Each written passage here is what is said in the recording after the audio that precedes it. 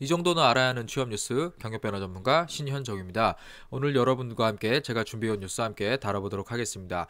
저희가 취업과 관련된 뉴스를 계속 다루는데요. 제가 요번에 좀 조사를 하면서 보니까 요번에 그 공기업과 공공기관의 채용 비리 기사가 정말 이 우리 포털 사이트를 정말 쫙 장식한 이런 걸 좀 볼 수가 있었는데요. 사실 우리가 이 공공기관, 공기업 우리가 낸 세금으로 운영되는 곳이고 우리 국민들을 위해서 뭔가 필요에 의해서 생긴 곳들인데 여기에서 채용하는 인재들도 당연히 좀 공정한 기회를 통해서 선발하는 게 당연하지 않냐? 이게 우리가 갖고 있는 생각인데 사실 설마 했어요. 에이, 요즘 같은 시대에 이렇게 얘기를 했는데 지금 지방 공기업으로까지 이런 것들이 확대되면서 지금 상당히 좀 분노를 자아내고 있는 것들이 계속 나옵니다. 그래서 사실 우리가 보통 공기업 하면은요. 보통 취업준비생들이 가장 선호하는 곳이에요. 그러니까 취업 1순위로 꼽는 곳이 공기업이고 최근에 뭐 1학년, 2학년 친구들 진로교육 때문에 이렇게 좀 상담을 해보면 대부분 일단 공기업 해보고요. 안 되면은 취업 쪽을 생각해 보는데 공무원까지도 생각해요. 이런 얘기 정말 많이 하거든요. 그런데 지금 뭐 이쪽 관련된 기사가 너무 많아서 기업과 관련된 채용 그 뉴스를 제가 검색을 할 수 없을 정도로 많아요. 그래서 여기 내용을 보시면 뭐 지원 안 해도 합격했다. 뭐 외국어 능통자 뽑는다더니 학원 수강증 냈다 이런 거 보면 정말 화가 나거든요. 그래서 이런 부분이 좀 많다라는 거 좀 우리가 좀 한번 볼 수가 있겠습니다. 제가 저 연결된 기사를 좀 갖고 왔는데요. 아빠가 면접관, 이거 정말 웃기죠. 여러분들 면접에 가면은요 일단 머리가 하얘져요. 그래서 내가 무슨 말을 해야 될지 잘 모르고요. 보통 그 면접을 좀 한 중간 정도 하는 사람은 질문을 듣고 거기에 답하는 거 정도고요. 면접을 정말 잘하는 사람이면 질문을 듣고 질문의 의도를 파악하고 자신이 생각하는 것을 보통 자기가 읽고 들었던 이런 새로운 컨텐츠가 함께 잘 엮어서 딱 말하는 사람이 가장 잘하는 거예요. 그런데 보통 면접관들이 좀 무섭거든요. 그리고 저도 그 NCS 채용 외부 면접관으로 다니지만 저도 가면은 되게 좀 이렇게 근엄한 얼굴, 좀 무서운 얼굴 이렇게 하고 있거든요. 그런데 아버지가 면접위원이다. 더 문제는요, 아버지가 면접위원이면 옆에 같이 면접 보는 사람들도 다 알았단 얘기죠. 이런 거 보면 정말 답답해요. 특히 이제 은행권에 대한 여기 얘기가 나왔는데요. 앞에는 공기업, 그리고 은행권이 요번에 다루는데, 이 두 곳, 특히 은행권도요, 각 학교에서 가장 우리 과에서 탑이다. 그러니까 과탑 정도 되는 애들끼리 모여서 준비하는 데가 보통 은행권이에요. 그래서 은행은 사실 뭐 스펙을 좋은 사람들만 뽑는 게 아니고 뽑아보니 스펙이 좋아요.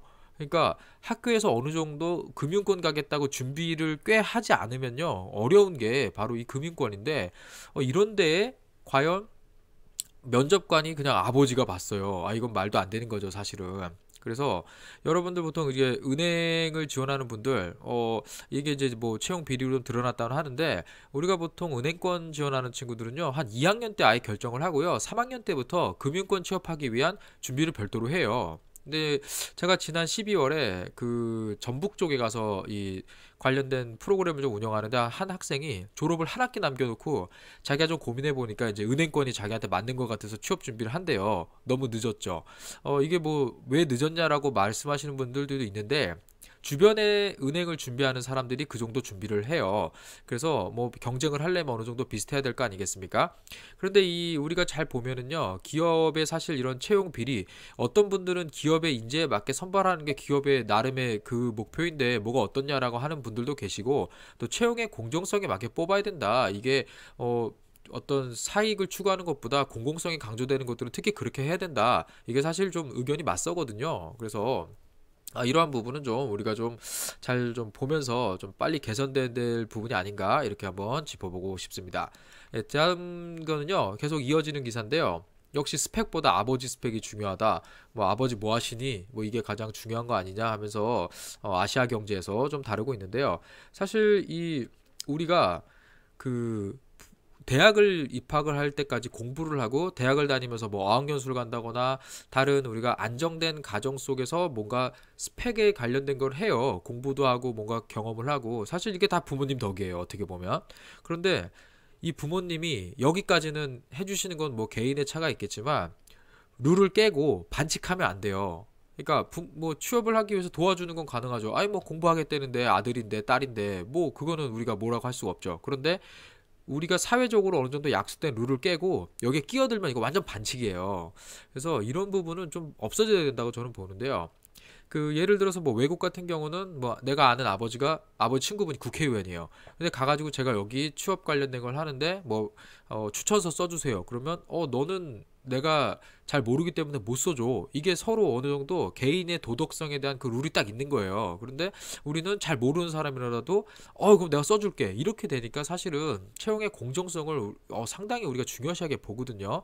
특히 우리 왜 그러잖아요. 왜 한국 사람들은 이런 룰 되게 중요시한다고, 공정한 거, 공평한 거 이렇게 되게 중요하다고 생각하잖아요. 그래서 이런 부분 좀 많이 답답합니다. 그래서 이런 거 여러분들 한번 좀 체크해 보시면 좋겠습니다. 그 다음에 너무 이런 것만 다루니까 조금 제가 다른 걸 갖고 왔어요. 한국경제에서 에어부산 뭐 이쪽에서 승무원 모집한다 하는 기사가 뜨면서 옆에 SK하이닉스, 아모레퍼시픽, LG 판토스, 에어부산, 티웨이 항공 이렇게 좀 채용 공고가 있다 하면서 이번 주 채용 공고를 좀 기사로 냈습니다. 자유형 25m 수용 가능해요. 예. 승무원을 뽑는 것 중에 일부 그 수용이 있는 것도 있어요. 아니면은 뭐 합격하고 나서 들어가서 수용 과정을 이수해야 되거나 이런 부분이 있거든요. 그래서 아마 이 승무원 준비하는 게 그냥 우리가 볼 때는 뭐 그냥 서비스직에서 그냥 손님들 잘해주면 되는 것 같지만 사실은 어떤 사고가 터졌거나 했을 때 안전을 책임지는 가장 1번에 있는 사람이에요. 그래서 보통 항공사고 그러면 대형 사고잖아요. 그래서 물론 뭐 이 각각 항공사에 맞는 어떤 서비스를 잘 수행할 수 있는 사람을 뽑는 것도 있겠지만 또 여기에서 이런 안전 부분에 대해서도 상당히 책임질 수 있는 사람을 뽑습니다. 그래서 면접, 체력, 수영 테스트 이렇게 한다고 돼 있잖아요. 참 재밌는 부분이죠. 이런 거 좀 볼 수가 있었고요. 그리고 SK 하이닉스 같은 경우는 교대 근무를 얘기를 하는 걸 보니까 이건 생산직일 거고요. 그 다음에 아모레퍼시픽 인턴 후 정규직 전환 채용이 좀 있더라고요. 근데 이게 보면은 이렇게 생각하시면 돼요. 인턴 후 정규직 전환이다. 채용 전제형 인턴이다. 이렇게 돼 있는 거는요. 일단 서류를 접수하고 뭐 인적성을 먼저 보는 경우도 있고 나중에 보는 경우도 있고요. 면접을 한번 본 다음에 괜찮다고 하고 합격 통보를 받고 본인도 하겠다. 그러면 회사와 계약된 그 기간 동안 인턴을 하는 거예요. 근데 이제 보통 실제 부서에 배속이 돼서 일을 하게 되고 그 다음에 근무 평정과 보통 인턴을 하게 되면 일지를 쓰게 해요.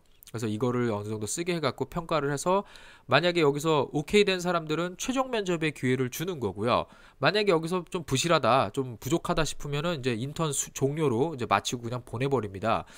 이런 건데 보통 여기서 인턴 후 정규직 전환을 할 때 그 일지를 쓰게 하는 회사들 같은 경우는 일지를 정말 잘 쓰셔야 돼요.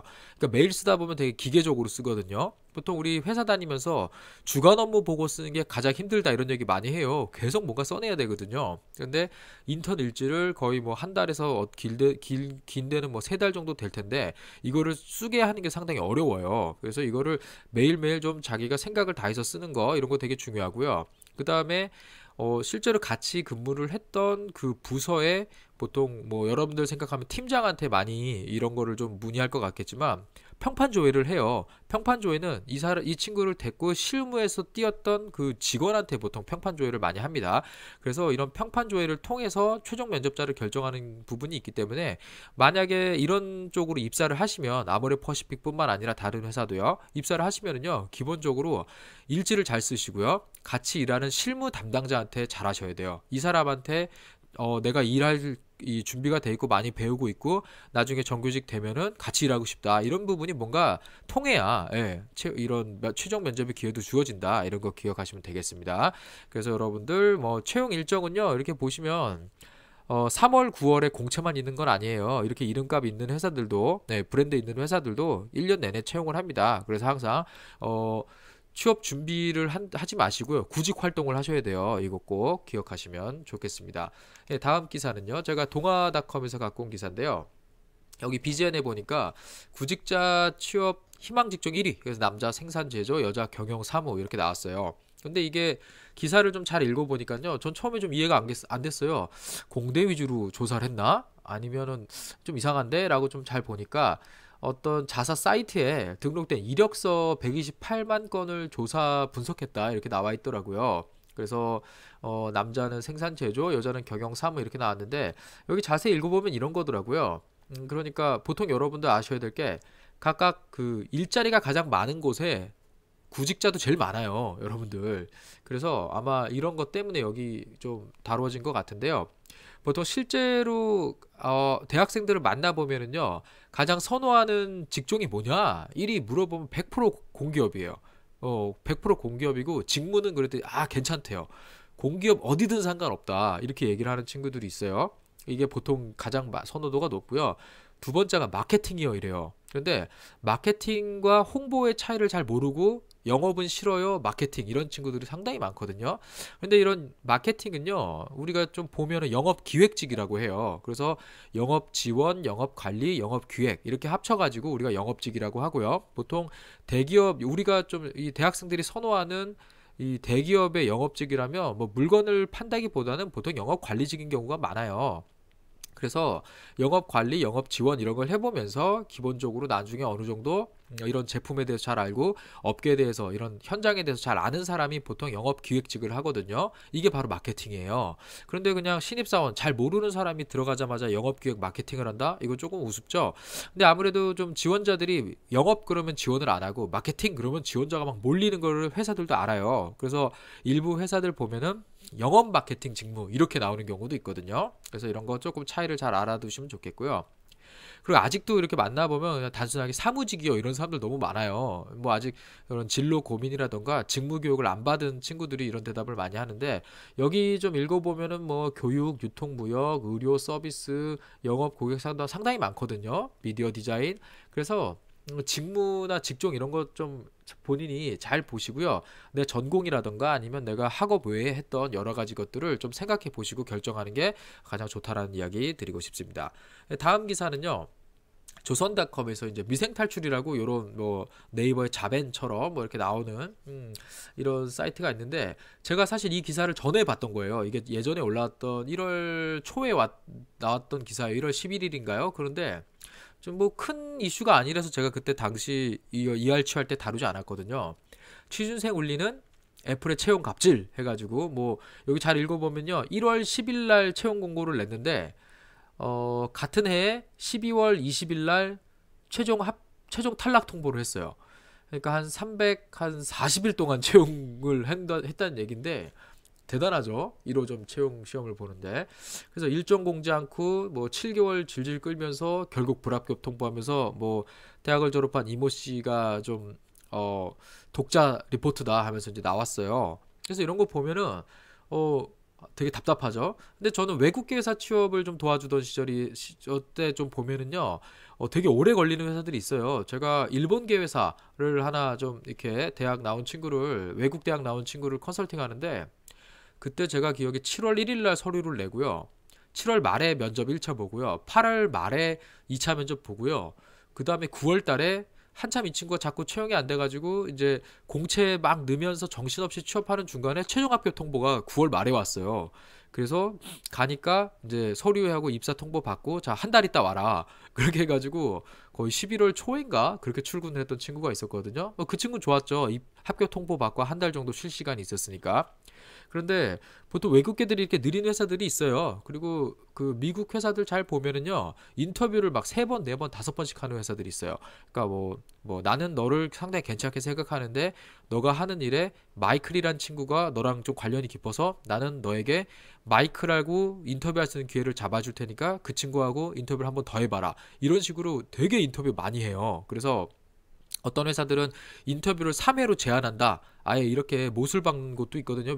미국 같은 경우 잘 보면은요. 아마 이런 부분인데, 그럼 이런 거 보면은 취업준비생들한테 되게 어렵다. 막, 나쁜 놈들 아니냐. 막 이렇게 얘기하는데, 실제로 제가 사실 이 기사를 다시 보게 된 게 이거거든요.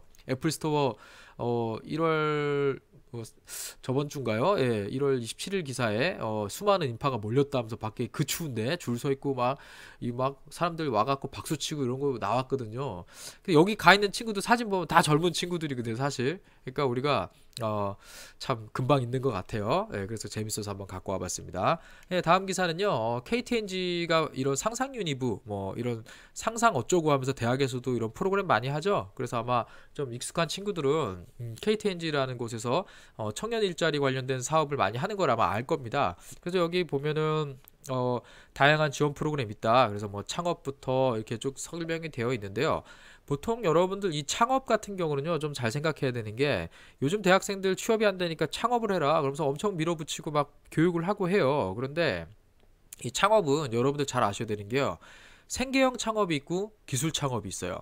여러분들 그 청년 창업 지원하겠다 그러면서 친구들 닭꼬치 굽고 떡볶이 팔고 이런 거 보면 저는 참 답답했어요. 왜냐면 그런 거는 생계형 창업이지, 젊은 친구들이 뭔가 앞으로의 발전을 위해서 자기의 어떤 모든 걸 쏟아붓고 공부하면서 업을 만들어내는 그런 기술 창업하고는 거리가 멀거든요. 그래서 여러분들 알아둬야 될 거는, 어떠한 창업이든 간에 우리는 기본적으로 기술 창업과 관련된 일을 해야 된다라는 걸 여러분들이 아셔야 돼요. 그래서 뭐 창업 아이템을 잡고 이런 것들을 좀 훈련을 많이 받는데, 물론 기업가 정신을 배우고 창업 아이템을 선정해서 한번 이렇게 한번 해보는 건 상당히 좋죠. 그런데 중요한 거는 기술 창업 쪽으로 가지 못하면은요, 젊을 때 창업하는데 의미가 없다라는 걸 좀 얘기를 드리고 싶어요. 그래서 여기 어떤 과정들이 있다라는 거 안내 한번 좀 보시면 좋겠고요.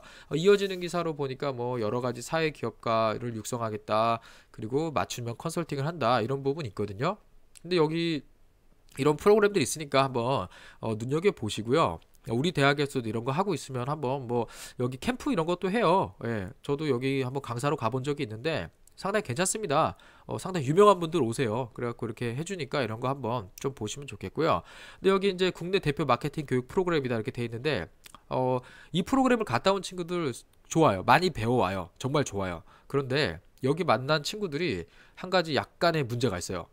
KTNG에서도 아마 알 텐데, 일단 자기가 어떤 기업을 경험해 본 적이 없잖아요. 그래서 KTNG에서 이런 프로그램 받고 나서, 아, 내가 이제 도움이 됐다. 자, 내가 취업에 자신감 얻었다 하면서 자기 취업의 기준이 KTNG가 돼버려요.